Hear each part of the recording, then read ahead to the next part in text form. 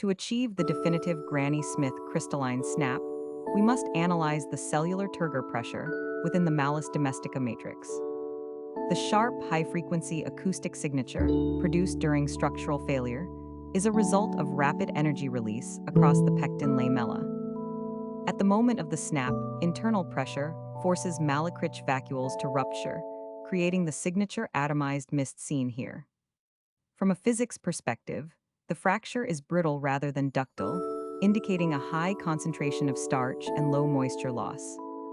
We observe the fracture propagating at high velocity, leaving behind a jagged crystalline surface area that maximizes surface tension and flavor release.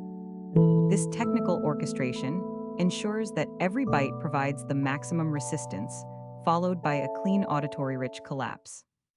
By maintaining a storage temperature of exactly 4 degrees Celsius, we preserve the structural integrity of these cellular walls, ensuring that the snap remains sharp, localized, and technically perfect.